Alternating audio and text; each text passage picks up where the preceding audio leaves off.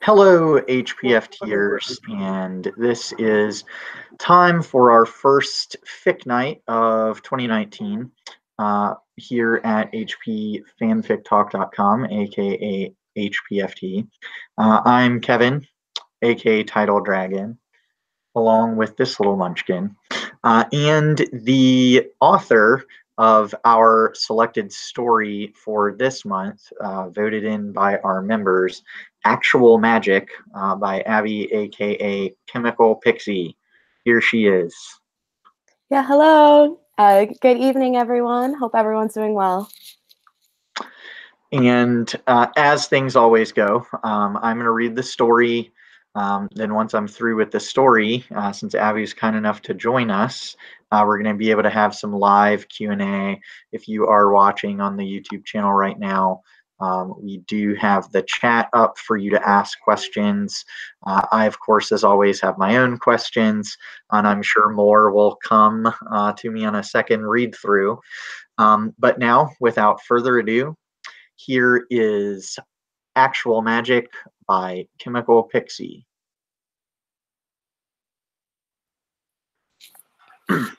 Why I Missed the Hogwarts Express, an essay by Marlene McKinnon. It was the classically perfect plan. I told my family that I was getting breakfast with Raina Tuff's family, and that they would drive me to King's Cross to catch the train. I even asked my parents to bring my trunk when they dropped off my sister, so I didn't have to lug it around with me. My parents agreed, and I continued with my plan. Take Muggle transport to the Ministry. Stay there until 10:15. Take the night bus to King's Cross. Say goodbye to Da and Mum, and hop on the Hogwarts Express. I was even going to use my own money. Nothing was supposed to go wrong, and nothing would have if it weren't for those bigots. The summer of 1969 was when Marlene discovered the world. She smoked her first cigarette, got drunk for the first time, danced to rock and roll, learned how to do makeup, and even lost her virginity with Rabbi Mund, a local Muggle boy, a few days before her family's annual trip to London to purchase supplies and see the girls off to school. She also discovered how ugly the world could be. Are you sure you want to go through with this? Agnes asked hesitantly. She clutched her shawl around her shoulders. Her amber eyes shone with worry. Of course. Mum and Da already agreed to bring my when they drop you off later today, Marlene replied, applying another coat of mascara before poking herself in the eye. Oh, fucking hell. Marlene had discovered the delights of profanity ages ago. Agnes sighed and sat back on her bed. Their parents were probably still sleeping in the room next door. Honesty might be wiser than this. Marlene rolled her eyes and wiped away a tear from the poke. She turned toward her 13-year-old sister. You ken what they'll say. Nah, Marlene, your bum's out the window, said Agnes in a tone which sounded very much like Da's. Marlene burst out laughing. Ask for forgiveness, nah permission. She glanced at herself in the mirror one final time. Dark kohl outlined her hazel eyes, making her look a few years older. She wore some bohemian trousers with a plain shirt and a purple vest. She appeared exactly as she wanted to. How do I look? As bonny as usual, Mar, Agnes replied, and like a right hippie. Marlene grinned, grabbing onto her purse. You're the best, you know. He kissed Agnes on the forehead. I canna thank you enough for your cooperation. I owe you. Oh, it'll definitely cost you, Agnes agreed, nudging her sister away. Off you go, or you'll miss it. For Uncle Achaeus? After all, he wasn't here today to go and do this. For Uncle Achaeus. The sisters exchanged smiles before Marlene snuck out of their room and left the leaky cauldron without anyone stopping her. This was what freedom felt like. Getting to the Ministry of Magic was a right thrill. The streets got busier and busier as it got later in the morning. Muggles are quite fascinating with their rush to work, the machines they've invented to travel. If this was the traffic the night bus would have to maneuver through, I was confident that I would get to the platform 9 3/4 on time, I told myself. Everything was running smoothly, going according to plan. As I rounded the corner to the visitors' entrance, I found them. There were a lot of them, gathering in small groups, chatting excitedly. Marlene approached the general mass, looking for an opening. "Excuse me, is this the protest?" Marlene asked a middle-aged woman. She turned toward the teenage witch, narrowing her gaze. "Well, of bloody course it is, girl. Use your eyes." Marlene bit down a grin. She'd successfully made it to the march. Now she just had to stay and not get caught. This plan was working out perfectly. "Thanks, I've come to the right place then," Marlene replied before walking away. The small groups of people were forming some sort of queue to go into a red telephone box, which Marlene knew as the visitor's entrance to the Ministry of Magic. She also saw oars standing about, ushering the people inside the booth. Must have been magic to fit more people than it would normally hold, since the queue seemed to be getting steadily shorter. Marlene inserted herself in a cluster of 20 and 30 somethings and avoided the oarers' gazes as she was finally shepherded inside the telephone box. "This is going to be brilliant," a young man said. "About damn time we do this," another agreed. Anticipation hummed inside the booth, as with a jolt, it lowered underground. Marlene held her breath. This was everything she had hoped it would be: the sheer excitement, the overall message, the thrill of sneaking away, the importance of the demonstration here today, and the determined people, most of them squibs, she was certain. This would get the ministry's attention. This would make sure the squibs were heard, that they got to demonstrate how they were being treated as second-class citizens. Uncle Achaeus used to mumble and groan about that, but it was about 5 years since he'd died. Marlene's chest flared at thoughts of him teaching her shinty and rugby, of showing her how to spit, of throwing her in the air so that she could fly into the lock. Today was for him. Today was for all squibs.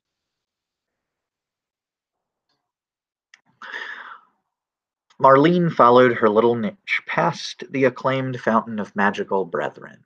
Somebody handed her a protest sign, which read, "We will not go quietly." Squibs and their allies alike came ready for the demonstration. One woman was so short, but I think she thought that I maybe was a counter-protester. The line to get inside the Ministry of Magic moved rather quickly.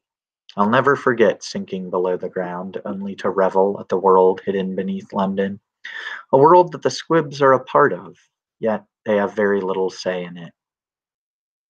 The Scottish underage witch received a sign and blended in. Arabella Fig prepared to direct the crowd.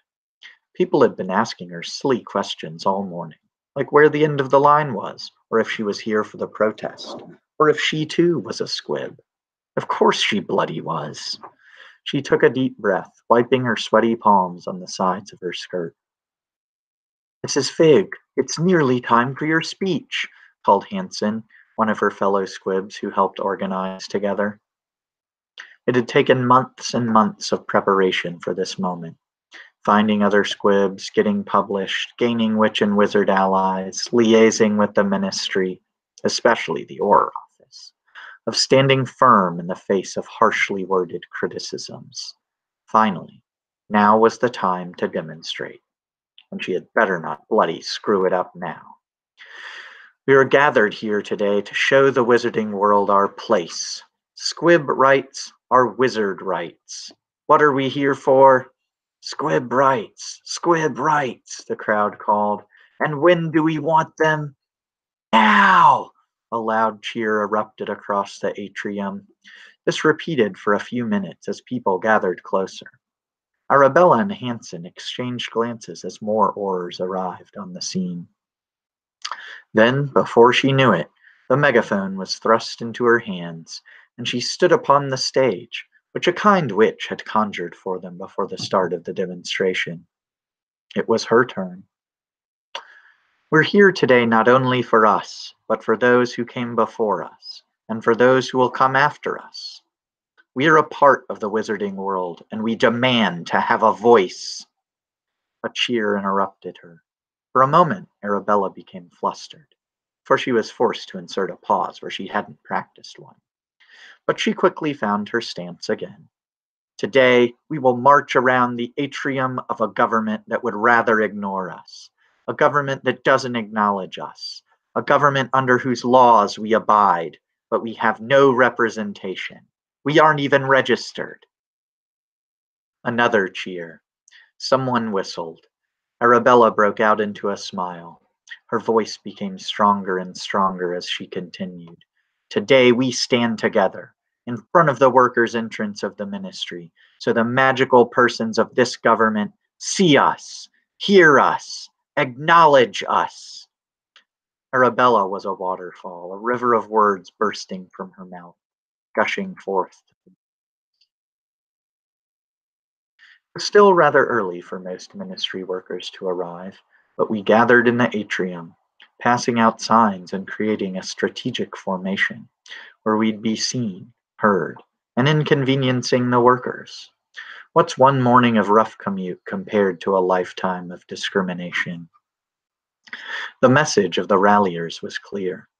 This march was a gesture of inclusion. After all, squibs have wizarding parentage. They're born under the assumption that they've inherited magic, and they have that hope taken away from them by the age of 11, and no Hogwarts letter has come. But the wizarding world is their cultural heritage, even if they have only one wizarding parent.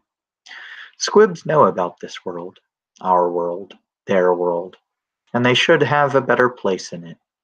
They're not even registered by the ministry. A government which does not recognize all its citizens is not a government for all, but for the few. Is this the world we're going to tolerate, to accept, to perpetuate? Are we to stand idly while our brothers and sisters are ignored, slighted, treated as second rate? What does that say about us? I, for one, do not plan on being impassive, especially after what transpired during our demonstration. Emmeline felt her voice float to the ceiling of the atrium with everyone else's. There was something invigorating being in a crowd of people, marching in lines of three, demanding that justice be done. She stifled a yawn. While it was all very exciting, she had arrived early to help set up the stage and direct people. Stand up, the leader shouted. Speak up, the demonstrators responded. Stand up, speak up, stand up, speak up. The antiphonal chant rang through the giant hall as more and more ministry workers appeared. Emmeline watched them as the march gained more stamina, more energy. Some ministry workers, to her surprise, but also to her delight, joined. Others waited quietly, muttering to each other. And yet there were a few with venomous looks. In retrospect, Emmeline should have taken that as a warning sign. But the demonstration continued. The squibs and their allies had an electric energy buzzing through the ministry. They were an immaculate series circuit, one path of power flowing. Get these wizard-born muggles out of here, shouted someone over the crowd using the amplifying charm. Shouts of agreement raised the hairs on Emmeline's neck. Disgusting filth! Protect the purebloods! Defiling the halls of the ministry! Ill-bred toads! Abominations! More and more amplifying charms were being used. Emmeline was tempted to return the favor, but she stopped herself when she remembered that the very people who were the reason why they were here today would not be able to partake. Her voice was not the most important voice here today. Come on, keep going. Don't let them get to us, she bellowed instead. She saw the people around her stand up a little straighter. Stand up! Speak up! Stand up! Speak up! She saw the first one out of the corner of her eye. Emmeline glanced to her left and saw the wizard flick his wand.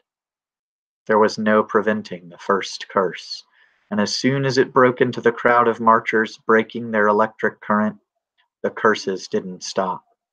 Emmeline drew her wand and began casting shield charms over her comrades. I'd always heard whispers of pureblood supremacy, but I didn't actually believe that I would see such violent reactions from actual pureblood supremacists. It started as annoyed sighs and complaints, which turned into insults and slurs, which turned into wands drawn and spells flying. Flashes of light and screaming, people running every which way. Marlene dropped her sign and found her wand. But where to go? She was nearly trampled when a few people ran into her to dodge a stunning curse. Marlene caught herself in time before another jet of light was sent in her direction, and she ducked, narrowly avoiding being hit. "We gotta get out of here!" Someone shouted over the chaos. "Pureblood pricks," growled someone else, a wizard, who aimed a spell towards another wizard, who was chasing some squibs around with some conjured birds. Marlene took a deep breath. She admitted to herself that she had no idea what to do. Should she go? Definitely not, she decided as she threw herself onto the glossy black tiles to avoid another curse. There was too much happening for her to go. She rolled onto her feet and sent a disarming charm toward a witch who had stunned another woman. To Marlene's absolute delight, the wand flew out of the witch's hand. Sprinting over to the wand, Marlene kicked it further into the fray, and the witch screamed in rage as she tried unsuccessfully to find it again. Marlene tried to focus on something else, but there was so much happening all at once. Horrors engaging in open duels with the pureblood bigots rioting, people running towards the fireplaces to flee away from the scene, a couple people tripping and being trampled, falling dust and shards of glass from stray spells hitting offices, smoke spreading throughout the atrium, screaming everywhere. A cloud of smoke almost reached Marlene, and her skin began to tingle and eyes began to water. She put her vest over her mouth and tried to run away from it. Then she saw him, a wizard who was dueling with a pretty witch. He was cornering her, about to get the upper hand. "You half-blooded bitch," he snarled. Marlene bellowed and charged towards him, pushing him to the floor. She jumped over his rolling mass to avoid tripping on him. Her eyes locked with the witch whom she'd helped. She gave Marlene a stiff nod before aiming a spell at another rioter, before grabbing onto some squibs and guiding them towards the fireplaces. Marlene shot another disarming spell at another wizard. This time, she missed. Cursing to herself, she aimed a second one. She was about to do a third when the wizard she had pushed stepped in front of her. "Not so fast," he sneered. Before Marlene could do anything else, she was flying backwards. She landed against something solid and sharp before falling below into a pool of freezing water. She had hit the statue of the centaur, and it cut her leg. Blood seeped from her wound. Marlene swore under her breath as she began to awkwardly make her way toward the edge of the fountain. She raised her wand towards the wizard who had sent her into the fountain. But suddenly, a jet of red light hit her from behind, and darkness engulfed her. The horrors took a while to control the situation, but my eyes have been opened. There was so much confusion, so much terror. Wand drawn, I looked every which way, not knowing where to go or who to help. Then I saw a young woman become cornered. I made my way to her, and the words "half-blooded" rang in my ears. I yelled and pushed the wizard out of the way so the woman could escape, though she joined back in the fray, trying to help squibs flew. Adrenaline roaring, I looked for others, but that's when that wizard I had pushed sent me flying. I landed in the Fountain of Magical Brethren, on which I can write an entirely different essay on the blatant sexism of the name, and another on the obvious case of wizarding superiority over other magical creatures. I earned the cut on my leg from that spell. Luckily, I still had my wand, and as I raised it to defend myself, a stray stunning spell ricocheted from the centaur statue behind me, and I fell face forward into the water. stunned. Arabella saw the kid hit the fountain. The whiplash she'd witnessed was enough to make her neck sore. But then the girl was hit with a rogue stunning spell, which had deflected from the statues behind her, and she was lying face down in the water. "Oh shit," she exclaimed. Well, if no one else saw that, then it was up to Arabella to make sure the kid was all right. Of course she isn't, she told herself, but there was very little Arabella felt she could do, since she lacked certain magical abilities to reverse any spell. Arabella couldn't quite reach the kid, who she realized was the girl who had asked her earlier if she had been there for the protest. Sighing, she climbed into the fountain, hissing at the water's frigidity. She waddled over to the girl and heaved her face up. She was a witch, for her wand floated underneath her. Sighing, Arabella tucked the girl's wand into her trousers. Even though the kid was small, she was heavy. Arabella got her to the edge of the fountain just fine, but she struggled to lift her over the edge. A brunette woman came to her aid. "Let me help," she said, grabbing hold of the girl by the armpits. Arabella took hold of the kid's feet. Together, they lifted her out of the fountain. "We need to get her out of here," Arabella said. The woman nodded after spotting her bleeding wounds. Together, they carried the unconscious girl to the fireplaces. Arabella's soggy shoes squeaked and nearly slipped on the floor. The three women gathered inside one of them, and Arabella cast one final forlorn glance at the riot unraveling. Most people were gone, but the Aurors were still rounding up violators of the peace, both the pureblood bigots and the demonstrators who had stayed behind to help defend the march. What had happened? Why had it all come down to this? They'd gathered in peace, and they were powerless against wands. Didn't the purebloods know that? They most certainly did, and they didn't care. In fact, those chauvinists were asserting their privilege, fouling all the efforts the organizers had put into planning this march, and dampening the spirits of all who had come out today to show their support. Arabella's heart sank as the other woman muttered an address, and the three of them disappeared into the emerald flames. The next thing I remember is looking up at the two aforementioned women, Arabella Fig, who was short with me, and Emmeline Vance, who I helped by pushing that wizard. We were away from the riot and in the drawing room of Emmeline's parents' house. Arabella had pulled me from the water. Emmeline had helped drag my unconscious form to a fireplace and flued the three of us back to safety. It took a while to revive me. Apparently, I hit my head on the way down and inhaled quite a bit of water. Plus, we were now in Manchester, which is quite a distance from London, and I knew then that the night bus would never get me there in time to catch the train back to Hogwarts. In fact, the train had already left by the time I had woken up. Emmeline rummaged through her mother's medical bag for fresh bandages. She had wanted to dress the nasty cut on the girl's leg while she was still unconscious. The gash on her forehead was already sealed. The excess water from her lungs had already been extracted. The older woman, Arabella as she had introduced herself after they had arrived, came back into the living room.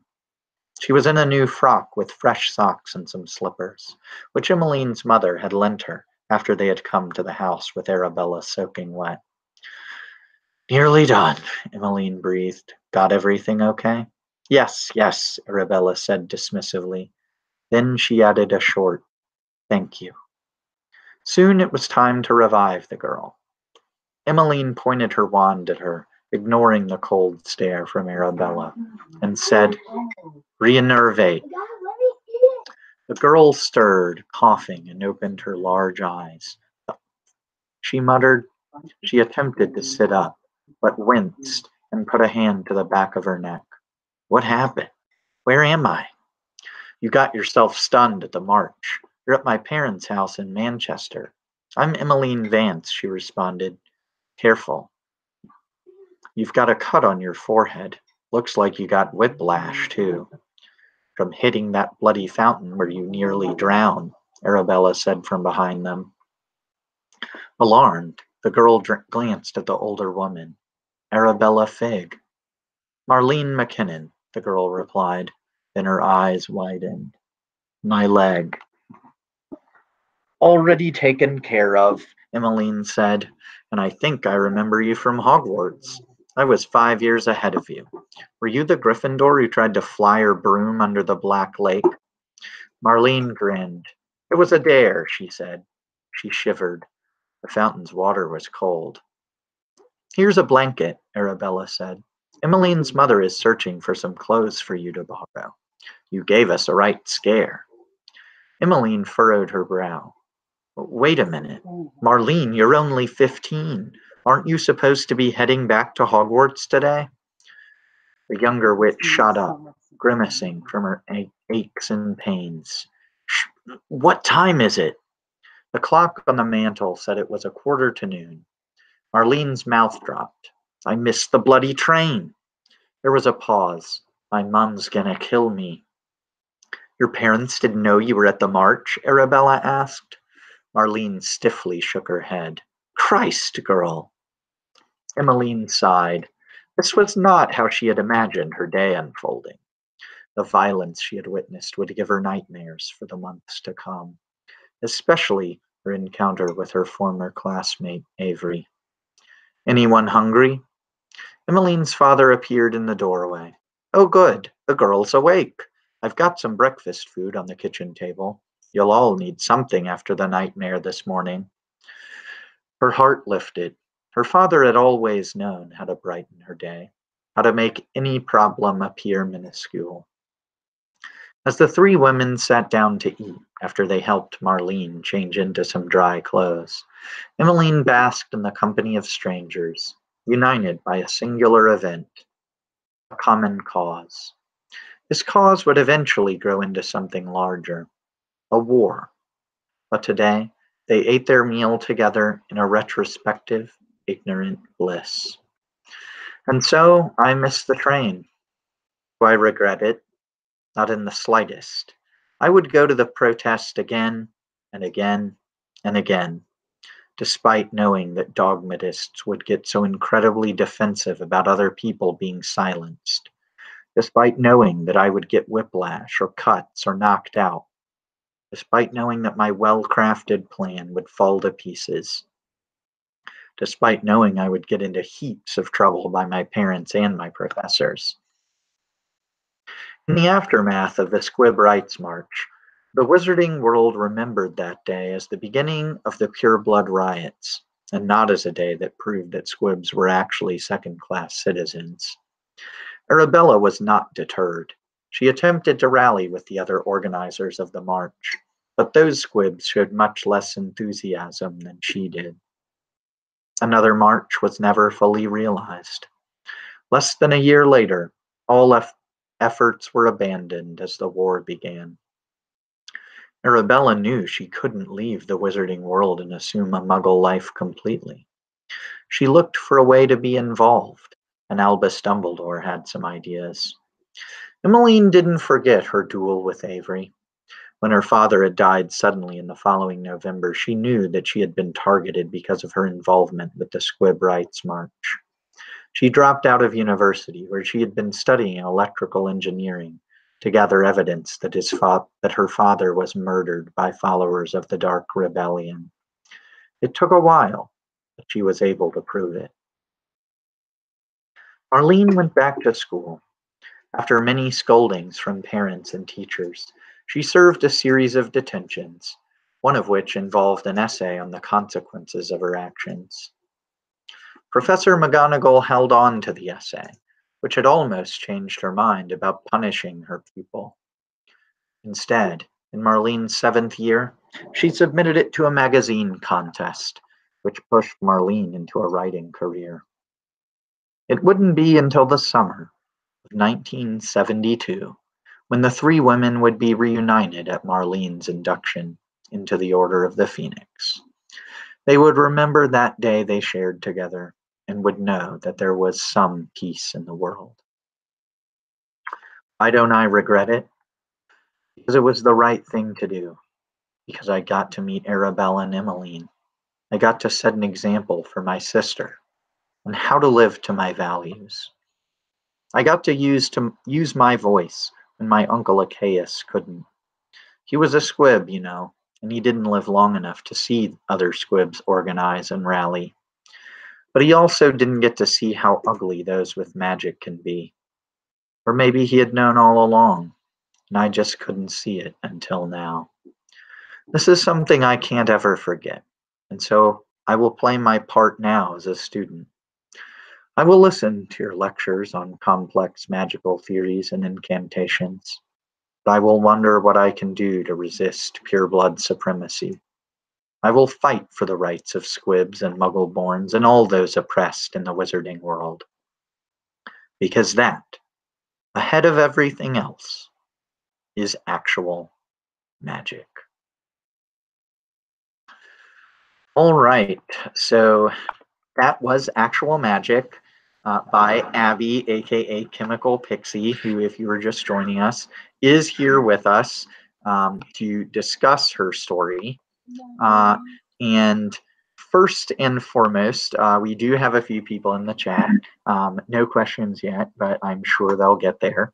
The first thing I want to ask is you actually provided some tips in the author's note at the bottom of the story that obviously seem to indicate that you've got some experience in the protesting world.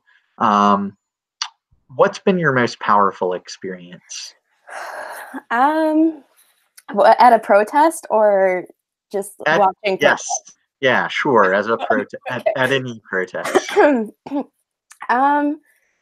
I haven't been protesting for very long because I grew up in a home life that didn't support that. But I would say I was out of the United States for the first Women's March. So I watched from afar. So the second time around, I was in the States, and so I went there, and there were like over 300,000 people gathered, and I was able to see some people that I knew personally based on like my human rights work in my city, go up there on stage and just say amazing things about the rights of women and other marginalized communities. So I think, just participating and seeing that, I'm not alone in the world, for wanting to, help fight for rights. So it was just like a great way to get that community.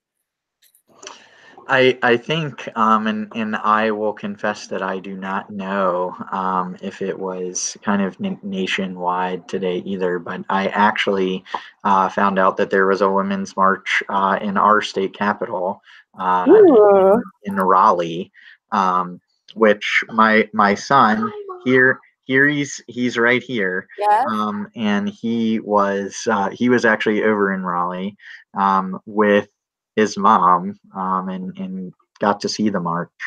Oh, that's awesome. So what did you think, man? Basically, only saw people march. Okay, fair enough. Yeah. So he's a youngin, but he got to see it, and I'm sure going forward, at least hopefully, he'll see a lot more marches for human rights, feminism, etc. In the years to come. Jumping back to the story for a second, which obviously motivated by that cause. What drew you, and this is Maddie's question, what drew you to writing about the Squib Rights March / protest? Oh, yeah. Well, right now I'm working on another fic called A Woman's Place, and it's a feminist order fic that features all 12 women of the order. And so for that to happen, I've done a lot of research for the First War in Harry Potter, and I was just kind of following the early days. And in 1968 or 1969, there were these Squib Rights marches. And then, they were interrupted by pureblood riots. And so I was thinking about, the characters of the woman who would be there like specifically that day. And Arabella Fig first came to mind because she is a squib. Emmeline was second because she ends, because I'm writing her chapter right now, and she works as a Muggle advocate in the ministry, and so I could see her being there. And then Marlene McKinnon is probably the most fiery of the women in the order right now, and so I figured, you know what, she's 15, but she's going to sneak off to this march and kind of see that, like, yes, it can be incredibly empowering to go and gather and to to fight for a just cause, but it also can be incredibly dangerous. And and like there are things that, and as I mentioned in my author's note, there are things that you can do to be proactive and in protecting yourself and protecting the people around you from any retaliation from counter protesters or law enforcement. So I just kind of put those three women together, and because Marlene's a writer, and I just actually published her own novel this week. In her novel, like I have all different kinds of her writing kind of sprinkled throughout, and so I decided to link the three stories of the protest together with this one detention essay by Marlene.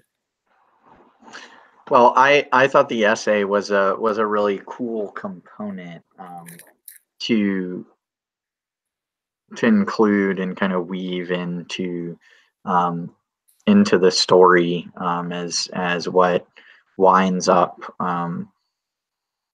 being a sort of extolling her own virtues. We'll say that she learned from the experience, and I think clearly had before the experience, owing to her uncle. Mm-hmm. It looks like we've got some more people in the chat, so hopefully we'll have some more questions from them soon. One thing that Maddie had also asked was how much you drew on your own experiences in writing the story, and to kind of add my own addendum to that. How much of your own experience did you draw on kind of picking these three characters? Okay. So, luckily I've never been to a protest yet where it's been broken up by police or by counter protesters. But I have, I mean, like when I went to the Women's March, there were helicopters hovering above us, like police helicopters. And I just knew that they had, guns at the ready in case anyone was gonna like attack. And that also created a lot of tension in the crowd too, just seeing a lot of law enforcement, and especially since there were Black Lives Matters groups there at the protest as well. So there was so the presence of law enforcement, while it was to protect the rights of the peaceful protesters, they also were at the ready to kind of quell anything. And so that's why I kind of had the R's there. But I know that we have in the U.S. There are instances of protests going wrong, whether it's the police using tear gas or counter protesters, driving into the crowd, and so because J.K. Rowling just drew on a lot of social commentary for creating this prejudice and these conflicts within the wizarding world. I was able to be like, okay. I can kind of draw on what I've seen in the news, but then but I can also use some of the anticipation that and the excitement and like the sense of community that I experienced while at these demonstrations.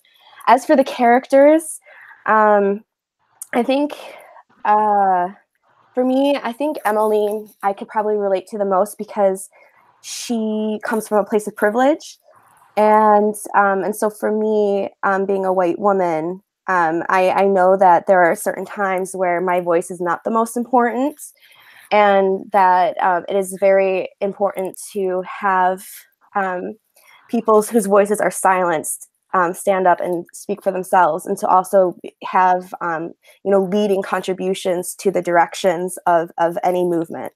And so I think I was able to kind of and for her, like, I didn't dwell on her as much as the other two characters because of that, because she was there as a way to support and she wasn't the main event. Arabella Fig definitely is the she's a squib herself, and I think I guess sometimes like there are things that I can be a little bitter about, and so I kind of use that kind of bitterness and resentment and kind of put it into her, and like just the frustration of being that second class citizen in the world. And then as for Marlene, she's probably my favorite character in the whole series, and I think if I were 15, I would want to be like her. And I've also had to make some pretty tough decisions, like when it comes to like telling my parents certain things and everything. So I kind of use that like teenage rebellion, and kind of inserted that part of myself into Marlene. So obviously you mentioned before that this was part of a series, including your chaptered fic, A Woman's Place, which Mm-hmm. I know I owe you reviews on. Don't worry about take your time, Kevin. that I promised would be delivered within 48 hours. And no. We'll just say, in my defense, events conspired Don't worry against about it. meeting that deadline. But how do those different stories within the series intersect? How they intersect? Well, there are some recurring characters in the story. Like, for example, I start the series with Alice Longbottom, and she's at like the first ever Order of the Phoenix meeting, and so you get to introduce like Dorcas Meadows and Emmeline. But then she doesn't appear again until Lily Potter's story, when they're both pregnant and at an order meeting. So even though she's been absent for like 2 chapters in between her own story and then Lily's story, she's still an active member of the Order of the Phoenix, and it just all kind of goes in. And the series goes from 1970, when the Order of the Phoenix was founded, up until 1998, when the Order of the Phoenix was disbanded. And so there are time jumps. Like the first story, which is Alice's, is in 1970. The second story is Marlene's, which was 1974. Dorcas, 1977. And so it just keeps on going throughout the years. And so there are missing gaps of time. But the point of the story is not to rehash what happened in the First War. It's to show that these people fighting for a just cause, for like a righteous cause, have their own personal issues. They have their own challenges, and especially as women. And so this is how either the Wizarding world or even the Muggle world, the patriarchy just kind of puts them into more difficult positions. And so it's how they overcome and how they address, in addition to fighting Voldemort. We have questions flying in from the chat, so I'll sort of, even though I am putting them into words, I'll sort of turn it over to those instead of throwing my own questions out there. I think you already answered, you can contradict me if I'm wrong, that based on your research, the Squib Marches were canon, or at least things that J.K. Rowling, as she does, noted afterward. Yes. Yep.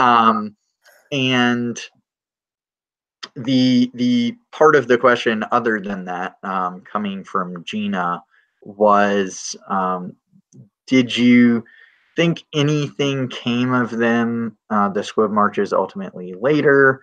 And did you see Arabella Fig as staying, I guess, in a leadership role after this story? Yeah. Okay. Well, I think I think for some, I guess I'll draw on my experience for when I was the only protester who showed up at a protest outside of Verizon Wireless for net neutrality. And that day, even though there were multiple little protests throughout the U.S., ultimately, net neutrality is like no longer a thing, or it's like about to become no longer a thing, or whatever. And so what people, so when people look back on that, they don't see that, you know, a lot of people were saying, no, like we want to, you know, protect protect the internet and, you know, keep it neutral. But now, you know, they're going to remember it as these giant corporations having influence into privatizing the internet and creating these different lanes and everything. I'm not an expert in net neutrality, but you know, people are going to reflect on that, of, you know, the power of the people who are already in power or who have the privilege. So I think the Squib Rights March, unfortunately, were kind of forgotten, because, you know, like a year later, Voldemort, the regime of Voldemort comes, or like, you know, Voldemort's movement, and they are focusing on pureblood supremacy. They're not focusing on squib rights, because that's really not even mentioned very much during the books either. So it's just part of, it's just, and then you see Arabella Fig at Harry's trial in the Order of the Phoenix, and, you know, she's just there kind of like, a little nervous, and she's saying, yeah, like you don't even have any records of me, and I'm part of your world, like, and so, you know, it's just, so she shows that, you know, squibs are just kind of like these you know, second class citizens, but the focus is on the purebloods. And you know, I, as much as I wanted to write like, yes, the Wizarding World realized that they're second class citizens, and let's give them more rights, that's not how it plays out. And so I had to kind of write it that way. As for Arabella, I think she tries, but I think the war also changed her to,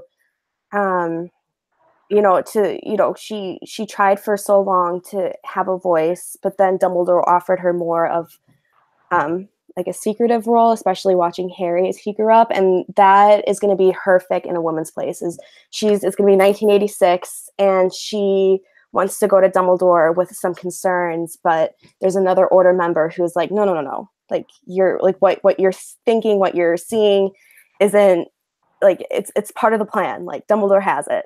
So I think she just kind of gets swept up in the Order, gets manipulated by Dumbledore, and you know, has this kind of gruff exterior when dealing with wizards. Well, we also have some questions coming in from Deanna, who asked, and I think you touched on this a little bit already, but what the, I guess what the highest inspiration was for Marlene's character, whether she was based on anyone you know, and whether you see any of yourself in her fiery spirit. Oh yeah, well, yeah, Marlene, she's I think, you know, as a writer, you know, you just sometimes just come across these characters that are just so alive and so real, and you just know them so well that you just keep writing them. And so like after I wrote Marlene's chapter in A Woman's Place, I was like, yeah, she's not done talking, she's not done fighting, she's not done doing her thing. And so now I have her own novel, Golden Eagle Soaring, up, which covers the years 1978 to 1981. And so I think, you know, for her, I think I have that, like a similar drive to fight for what's right. But I also have like a similar fear that she has, which is not having control over her own life, not having the freedom that she so desperately wants. And so, you know, she has to kind of internally, and this isn't featured in actual magic because it happens before the traumatic event that I refer to in her chapter in A Woman's Place. But you know, like she develops into this fighter who's had a few traumatic experiences happen to her, and how she's trying to still speak truth to power, still fight for the right thing. And I can see that in myself as well, where I've had to stand up to some people who have a lot of power and control in my life, and it's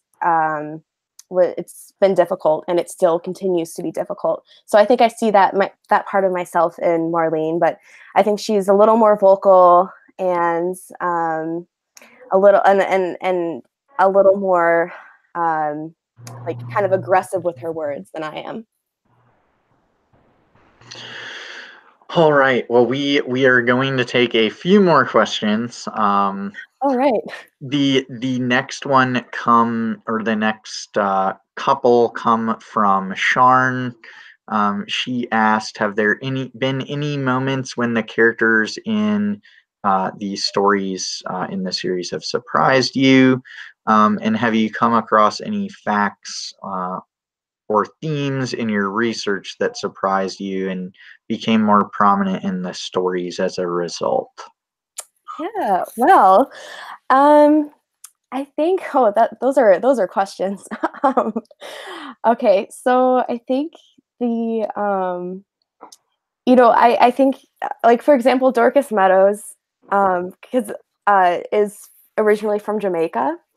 And so she is an immigrant and a person of color living in the UK, and she's also Muggle born. So she has a lot of interesting characteristics already going for her. Like she's kind of a bit of an outsider in the wizarding world because she's Muggle born, but then she's also an outsider in Britain because she's from Jamaica.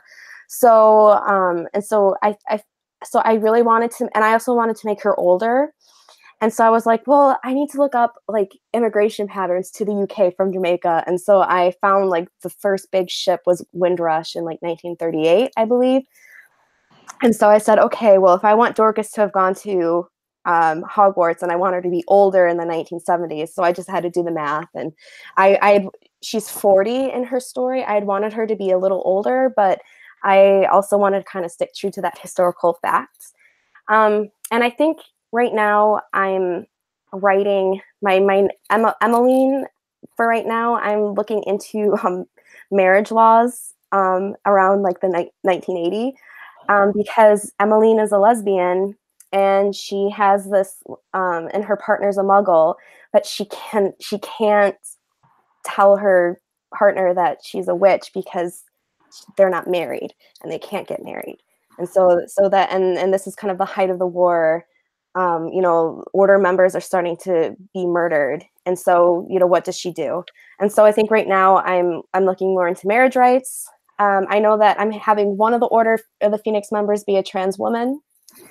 And and then like Hermione is going to make an appearance as an 11-year-old, or she's 12 in this one, but for her, I'll do research within the series itself because I'm going to be redoing the troll in the bathroom scene with Hermione. That's going to be part of her story. So I'm really looking forward to going back to the books, but I'm also really interested in learning more about all these different kinds of rights and these issues that have been going on the past 30, 40 years and but they're still very relevant for today.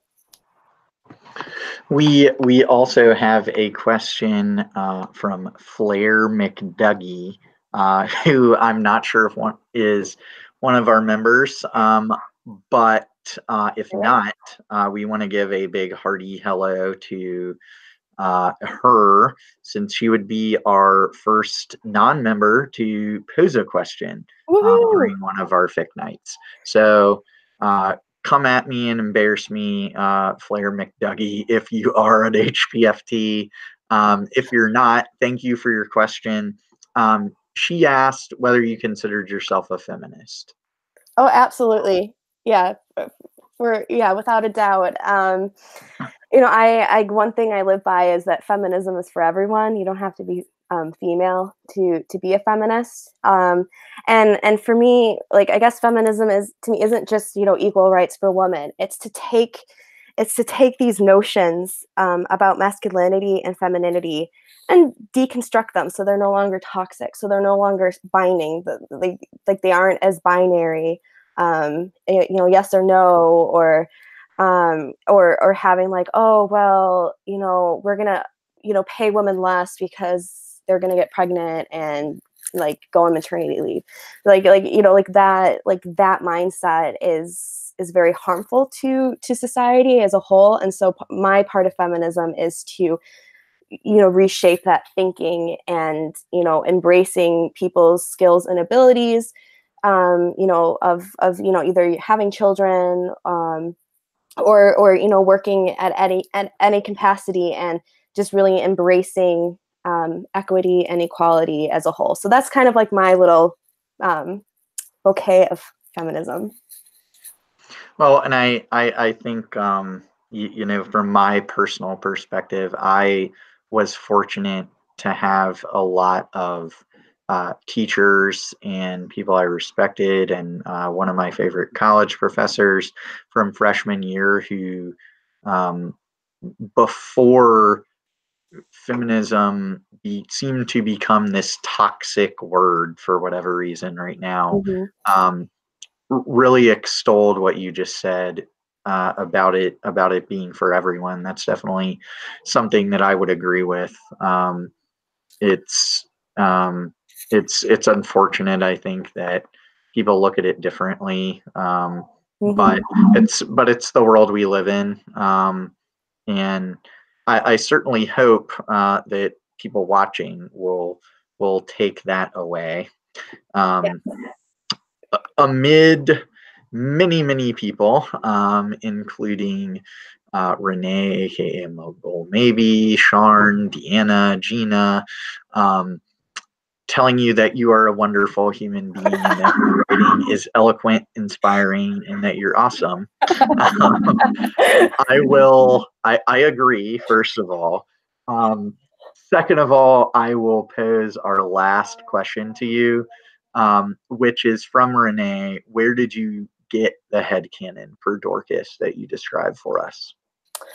Um, oh, good question. Well, I lived in the Caribbean for 2 years.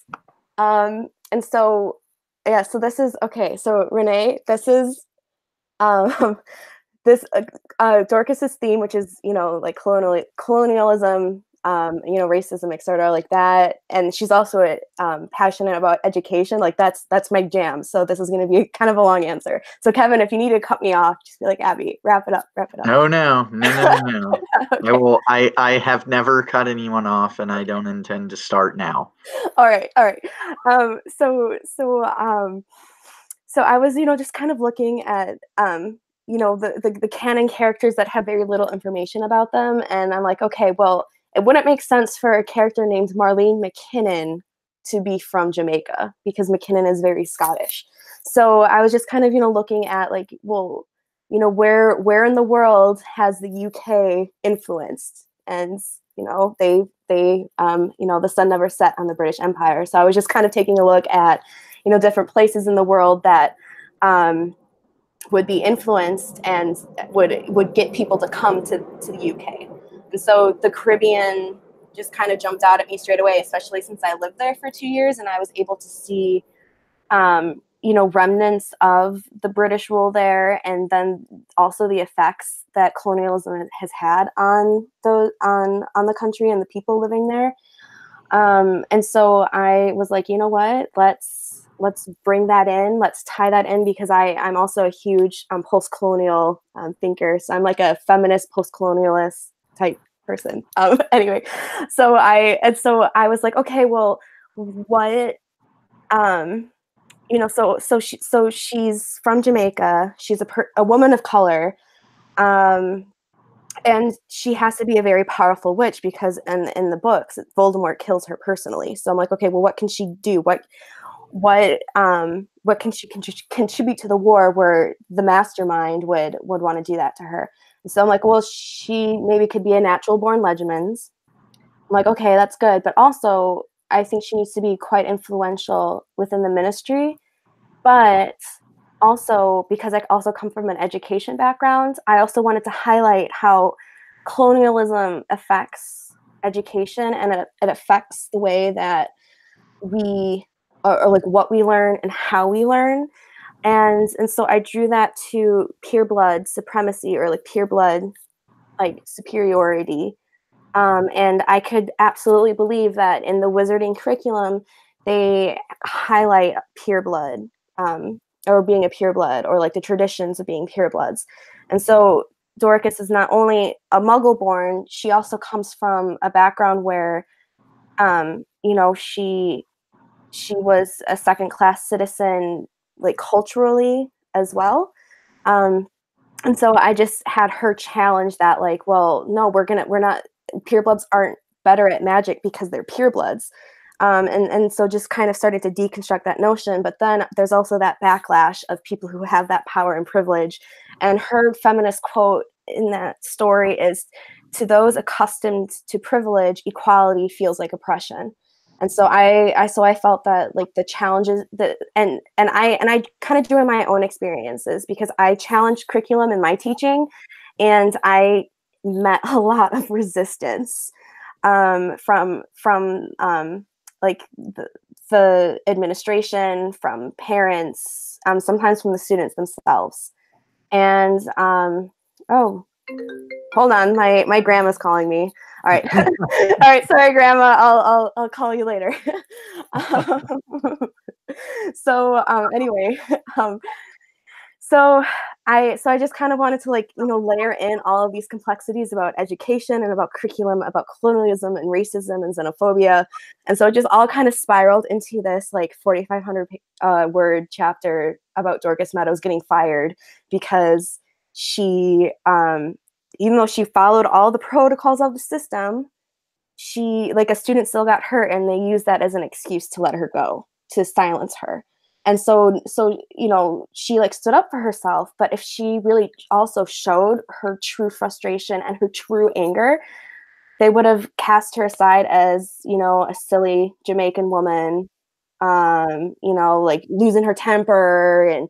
And so not only was she frustrated and she was trying to stand up for herself, she also had to adhere to the expectations of how she should act, and she had, in order for her to maintain her power and her voice. And so I think that all just kind of came together into this one chapter. And after I wrote it, I was just like, oh my god, I was like, I got really, really excited, but also like, all right, well, this is fan fiction, so let's see how it's received. And so far, yeah, I got a lot of positive response about that.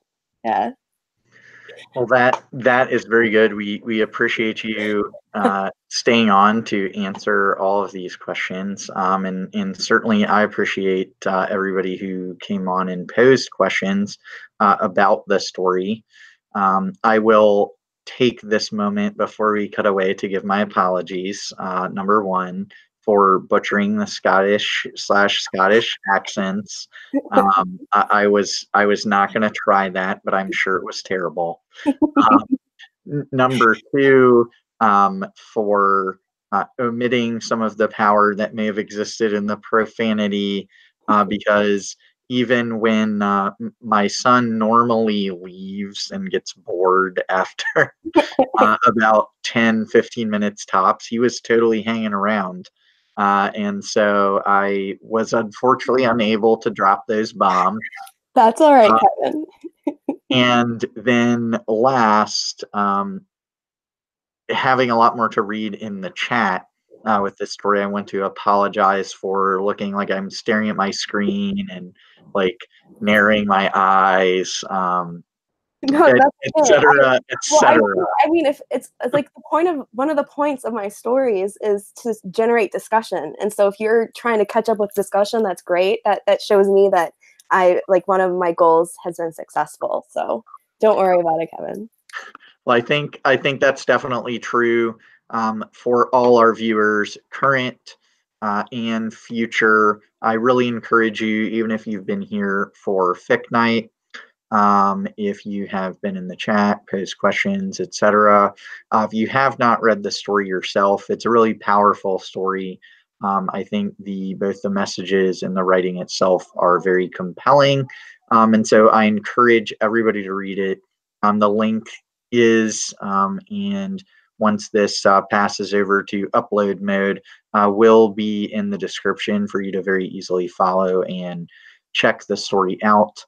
This has been Actual Magic by Abby, aka Chemical Pixie, and we will see you next time for February's Fic Night.